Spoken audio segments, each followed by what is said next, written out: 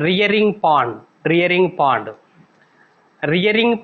are used to culture fry of carps.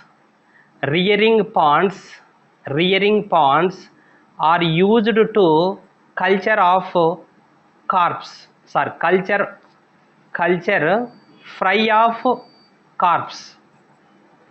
Rearing ponds are used to culture fry of carps.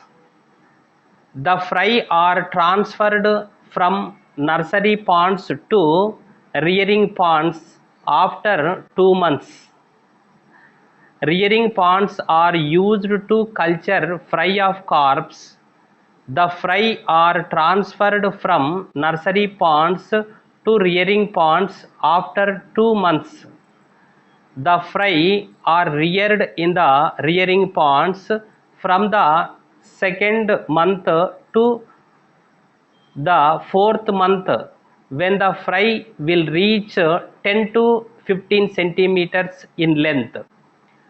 At this stage, the fry are called fingerlings. So, in the rearing pond, the fry grow into fingerlings. The rearing pond is also seasonal pond, but with long duration. The rearing pond is also a seasonal pond, but with long duration. The rearing pond are a larger than nursery ponds. The rearing ponds are larger than nursery ponds. Rearing pond of 20 meters length, 10 meters depth, 1.75 meters depth. Size is convenient for managing.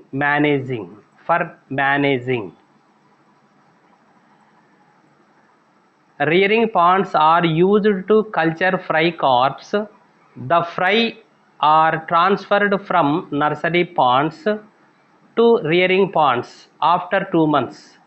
The fry are reared in the rearing ponds from the second month to fourth month, when the fry will reach 10 to 15 centimeters length. At this stage, the fry are called fingerlings. So, in the rearing pond, the fry grow into fingerlings. The rearing pond is also a seasonal pond, but with long duration. The rearing ponds are larger than nursery ponds.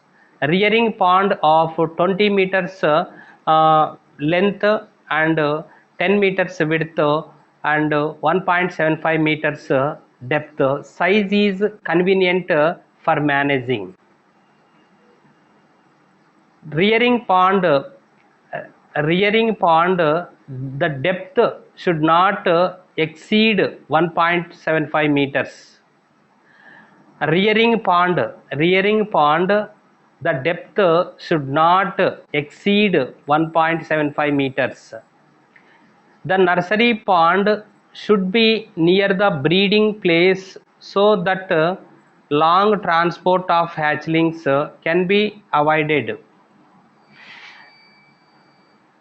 Large ponds are not suitable for nursing. Large ponds are not suitable for nursing. The nursery pond should have shallow water. It should have warm water. It should have full of plankton as food. A fine maced wire netting of about 30 centimeters high should fixed around the nursery pond to prevent the tortoise and snakes and other predatory animals.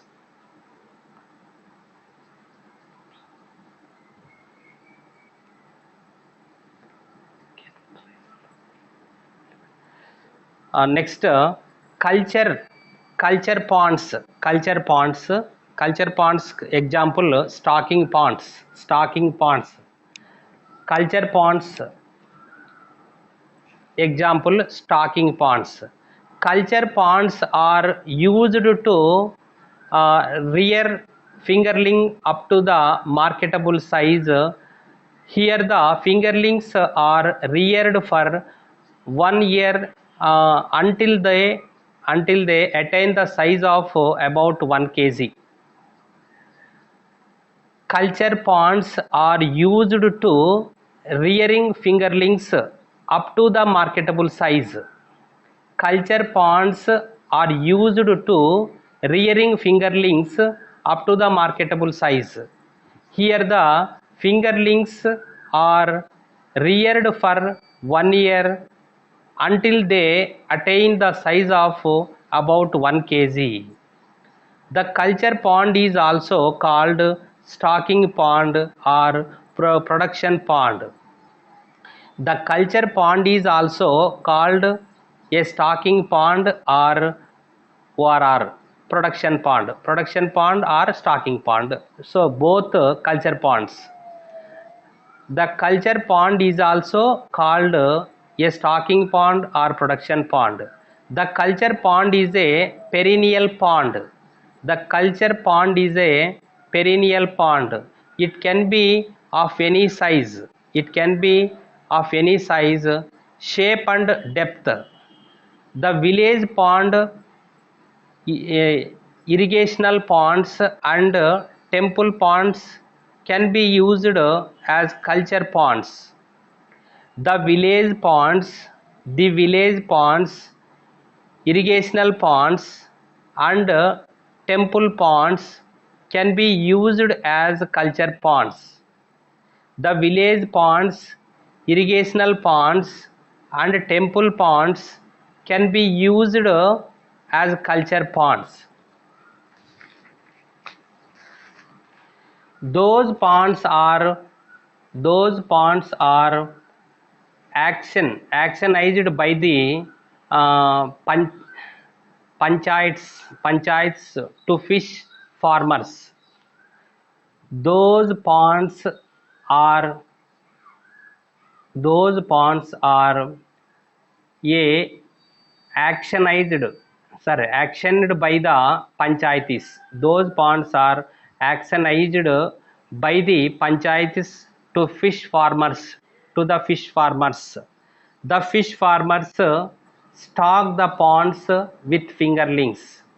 The fish farmers stock the ponds with fingerlings. In culture ponds, the following types of construction can be practiced: monoculture, polyculture, monosex culture, integrated fish culture. 4 types. In culture ponds, 4 types can be the types of culture can be practiced: monoculture, polyculture, monosex culture, integrated fish culture. The culture pond should have a well drainage system. The culture pond should have a well drainage system. The inlets and outlets of the culture ponds should have screen gates to prevent the entry of predators and the escape of fishes. The inlets and outlets of the culture ponds should have screen gates to prevent the entry of predators and the escape of fishes. Before releasing the fingerlings, the pond is allowed to dry and is plowed. It is treated with lime. Before releasing the fingerlings, the pond is allowed to dry and is plowed. Before releasing the fingerlings, the pond is allowed to dry and is plowed. It is treated with lime. After ploughing and liming, the pond is filled with water. After ploughing and liming, the pond is filled with water.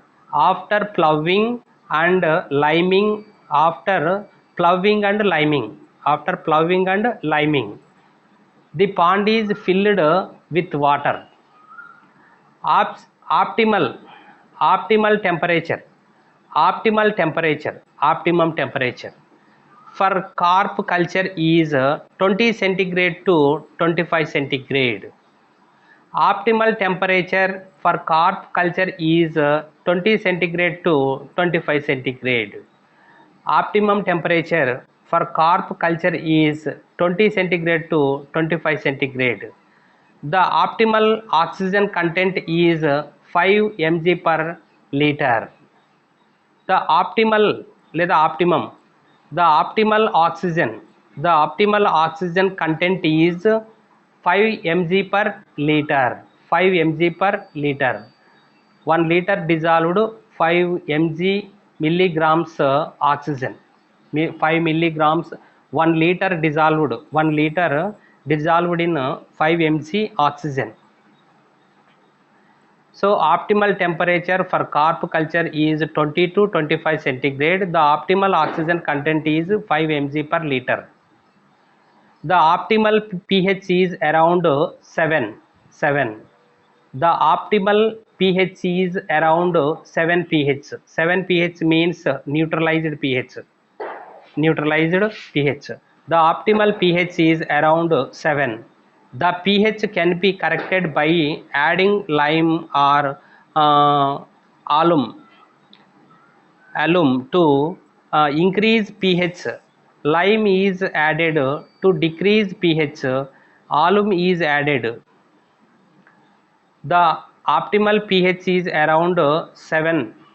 The pH can be corrected by adding lime or alum. To increase pH, lime is added. To decrease pH, alum is added. To increased pH,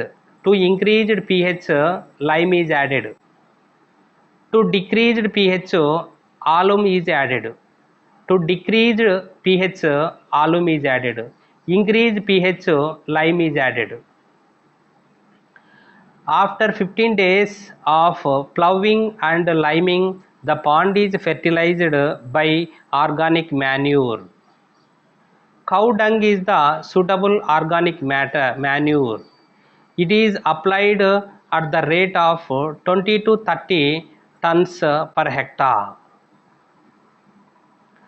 After 15 days of ploughing, and liming, the pond is fertilized by organic manure. Cow dung is the suitable organic manure. It is applied at the rate of 20 to 30 tons per hectare. It is applied at the rate of 20 to 30 tons per hectare. The pond is fertilized with chemical fertilizers. The culture pond needs NPK at the ratio of nitrogen 18, potash 14, potash 10, the culture pond needs NPK at the ratio of nitrogen 18, phosphate 10, potash 14. 18, 10, 14. NPK. Nitrogen 18, phosphorus 10, potash 14. So NPK ratio. The culture pond needs NPK at the ratio of 18:10:4. The chemical fertilizers are applied as per the following rates: urea 200 kg per urea 200 kg per hectare per year, urea 200 kg per hectare per year, superphosphate 250 kg per hectare per year, superphosphate 250 kg per hectare per year, ammonium sulfate 450 kg per hectare per year, ammonium sulfate 450 kg per hectare per year, potassium chloride 40 kg per hectare per year, potassium chloride 40 kg per hectare per year. The fertilizers improve the growth of phytoplankton and zooplankton on which the fish feed. The culture ponds are stocked with fingerlings of 14 to 7 centimeter size. Stocking should be done 10 to 15 days after fertilization. The culture ponds are stocked. The culture ponds are stocked with fingerlings of 14 to 7 centimeter size. Stocking should be done 10 to 15 days after fertilization. The stocking density may vary from 2000 to 10,000 per hectare. The culture ponds are stocked with fingerlings of 4 centimeters to 7 centimeter size. Stocking should be done 10 to 15 days after fertilization. The stocking density may vary from 2000 to 10,000 per hectare. The fish the fish must be the fish must be fed with artificial feed. The feed may be placed in bamboo baskets in shallow waters. The fish must be fed with artificial feed. The fish must be fed with artificial feed. The feed may be placed in bamboo baskets in shallow waters. During harvesting, the water is drained out. During harvesting, the water is drained out. Harvesting is done in the early morning or evening hours. During harvesting, the water is drained out. The water is drained out. Harvesting is done in the early morning or evening hours.